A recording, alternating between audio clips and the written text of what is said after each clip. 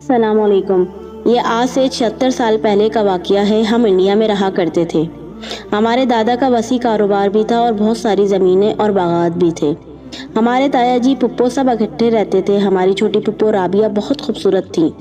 جب یہ واقعہ رونما ہوا تو 15 سال کی تھی، بہت لاڈلی اور سب کی پیاری۔ دادا ابو ان سے بہت پیار کرتے تھے۔ اس وقت میری عمر 5 یا 6 سال کی ہوگی۔ میرے ساتھ پھپھو کو بہت پیار تھا۔ ہم اکٹھے کھیلا کرتے تھے۔ ہماری حویلی کے ساتھ ایک باغ تھا جس میں انار کے درخت تھے۔ ایک دن رابعہ، پھپھو، چچا کی بیٹیاں نصرت اور راحت بھی ساتھ تھیں۔ ہم انار کے درختوں کے نیچے کھیل رہے تھے کہ رابعہ پھپھو شرارت میں ایک درخت پر چڑھ گئی جو دوسرے درختوں سے بڑا تھا۔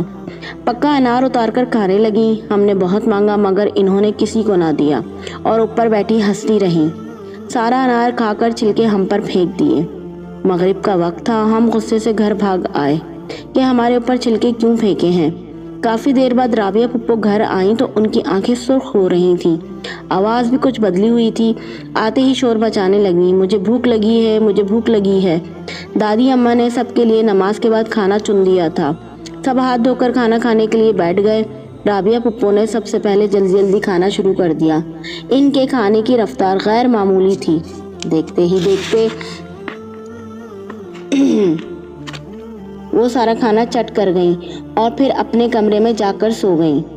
سب حیران پریشان تھے کہ رابعہ کو کیا ہو گیا ہے، مگر خیر، دوبارہ کھانا تیار ہوا اور سب نے کھایا۔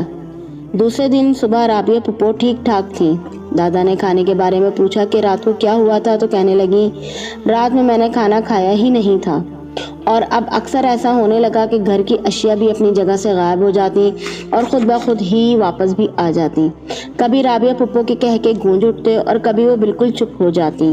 ایک دن تایا ابو نے کہا، رابعہ ڈرامہ کرتی ہے اور اس کی شادی کروا دیں۔ یہ سنتے ہی رابعہ پھپھو کی آواز بدل گئی اور بولی، خبردار میری شادی کا نام لیا، اور منصور تایا ابو کا نام تھا، یہ تمہیں بھی دیکھ لوں گی میں۔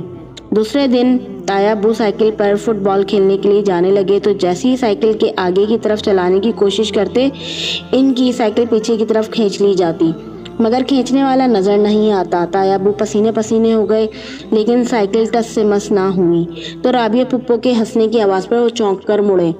ہاں، میں ڈرامہ کرتی ہوں، دیکھا میرا ڈرامہ، یہ کہہ کے رابعہ پھپھو ہنستی ہوئی اندر چلی گئی۔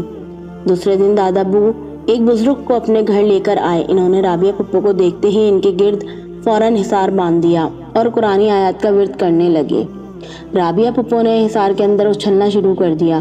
مولوی صاحب نے ایک گلاس پانی اور ہانڈی منگوائی۔ بھیگا ہوا آٹا بھی انہوں نے اپنے پاس رکھ لیا اور آیت پڑھ پڑھ کر پانی پر پھونک مارتے گئے۔ رابعہ پھپھو نے چلانا شروع کر دیا، نہیں جاؤں گا، کبھی نہیں جاؤں گا۔ کیوں، اس نے کیا بگاڑا تھا؟ مولوی صاحب نے پوچھا۔ اس نے میرے درخت پر سے انار توڑا تھا اور درخت کے اوپر چڑھ گئی تھی۔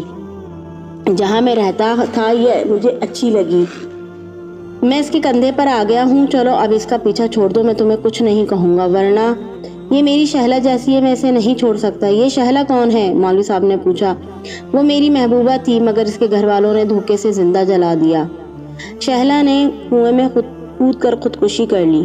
میری روح تب تک بھٹک رہی ہے اور میں شہلہ کی روح کی تلاش میں ہوں۔ تمہارا نام کیا ہے؟ میں کالو چمار ہوں اور تم میرا کچھ نہیں بگاڑ سکتے۔ اچھا، اگر تم اتنے ہی بہادر ہو تو اس ہانڈی کے اندر آ کر دکھاؤ، تمہیں شہلہ کی قسم ہے۔ مولوی صاحب نے اسے اکسایا۔ ٹھیک ہے، مگر آپ نے ڈھکنا بند نہیں کرنا۔ اور پھر سب نے دیکھا سفید دھواں سا رابعہ پھپھو کے کندھے سے اٹھ کر ہانڈی کے اندر چلا گیا۔ مولوی صاحب نے زور زور سے آیت الکرسی پڑھتے ہوئے ڈھکنا اوپر رکھ دیا اور گیلے آٹے سے چاروں طرف ہانڈی کو بند کر دیا۔ حویلی کے پیچھے گہرا گھڑا کھود کر اس میں ہانڈی دفن کر دی گئی۔ رابعہ پھپھو کے گلے میں تعویذ ڈال دیا تاکہ آئندہ کے لیے بدروں سے محفوظ رہ سکیں۔ پاکستان بن گیا اور ہم کراچی آ گئے اور رابعہ پھپھو کی شادی ہو گئی۔ وہ اپنے گھر بہت خوش تھیں۔ گلے کا تعویذ ایک دن انہوں نے دیوار پر رکھا کہ نہا کر پہن لیں گی۔ دوبارہ دیکھا تو وہ غائب تھا۔ انہوں نے پرواہ نہ کی۔ پھر کچھ عرصے بعد ان کا بیٹا ہوا لیکن وہ چند سانسیں لے کر ختم ہو گیا۔ سب کو بہت دکھ ہوا۔ رابعہ پھپھو کا بھی رو رو کے برا حال تھا۔ پھر یک کے بعد دیگرے پھپھو کے ہاں 11 بچے زندہ پیدا ہوئے مگر چند سانس لے کے مر گئے۔ آخرکار پھپھو کے شوہر ایک مولوی صاحب کو لے کر آئے۔ انہوں نے پھپھو کو دیکھا تو بتایا، اس پر کسی بدروح کا سایہ ہے جس کی ہانڈی میں اسے بند کیا گیا ہے اور اس کا آٹا دیمک کھا گئی ہے۔ وہ روح آزاد ہو گئی ہے اور رابعہ کا تعویذ بھی اس بدروح نے گم کر دیا ہے۔ 2 دن تک مولوی صاحب پڑھتے اور دم کرتے رہے، پھر یہ کہہ کے واپس چلے گئے یہ میرے بس کا روگ نہیں ہے۔ دوسرے دن ہی پھپھو کے شوہر انتقال کر گئے۔ رات کو بالکل ٹھیک سوئے تھے، صبح دیکھا تو ہمیشہ کی نیند سو چکے تھے۔ پھپھو دماغی توازن کھو گئی، انہیں اپنی سدوتی نہ رہی بالکل بھی، الٹی سیدھی حرکتیں کرتی، میلاد سے بھاگ آتی، قوالی سن کے اپنے حواس میں نہ رہتی، نماز بھی نہ پڑھتی اور سارا دن سر خاک ڈالتی رہتی۔ سبھی گھر والے بہت پریشان ہو گئے۔ ایک دن صبح صحن میں بے ہوش پڑی تھی، جب مشکل سے ہوش میں آئی تو مردانہ آواز میں سب کو ڈانٹنے لگی، ایک دن تم سب نے بھی مجھے دھوکہ دیا، کیا مجھے ہانڈی میں بند کر دیا اور میں نے تمہیں سب کو سزا دی۔ اس کے سارے بچے میں نے مار دیے، اس کے شوہر کو بھی میں نے مار دیا اور اب میں اسے زندہ نہیں چھوڑوں گا۔ اس کے بعد پھپھو چیخنے لگی جیسے کوئی انہیں بری طرح مار رہا ہو۔ ان کی چیخیں بہت دردناک تھیں اور وہ بری طرح تڑپ رہی تھیں۔ سارے گھر والے رو رہے تھے، وہ کسی کے ہاتھ نہیں آ رہی تھی۔ اتنے میں دروازے پر دستک ہوئی، تایا دروازے پہ گئے تو سفید لباس والے ایک بزرگ کھڑے تھے۔ ان کے ایک ہاتھ پہ ڈنڈا تھا۔ انہوں نے سب سے کہا پیچھے ہٹ جائیں اور دور دور رہیں۔ پھر انہوں نے ڈنڈے سے رابعہ پھپھو کو مارنا شروع کر دیا، ساتھ ساتھ منہ میں کچھ پڑتے بھی جاتے، اور کچھ دیر بعد وہ بولے، میں تمہیں جلا کر خاک کر دوں گا، ذلیل انسان کی روح، تم نے میری دوست کی بچی کو اتنا ستایا ہے، کیا وہ تمہیں زندہ نہیں چھوڑوں گا۔ وہ 1 گھنٹے تک پڑھتے اور مارتے رہے۔ رابعہ پھپھو بے ہوش ہو گئیں۔ پھر انہوں نے پانی پر کچھ پڑھ کر رابعہ پھپھو کے اوپر پھینک دیا۔ سارے گھر میں عجیب سی بدبو بھر گئی، سب نے ناک پر رومال رکھ لیے۔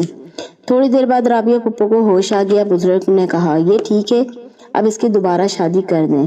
تایا ابو نے ان کے ہاتھ عقیدت سے چوم کر بزرگ سے اجازت لے کر وہ چلے گئے۔ کچھ ماہ بعد پھپھو کی دوبارہ شادی ہو گئی۔ اب وہ سندھ میں اپنے بچوں اور میاں کے ساتھ خوش و خرم زندگی گزار رہی ہیں۔ بچے بڑے ہو گئے، ان کی شادیاں بھی ہو گئیں۔ اب پھپھو سکون سے اپنے گھر میں بچوں کو قرآن پاک کی تعلیم دیتی ہیں۔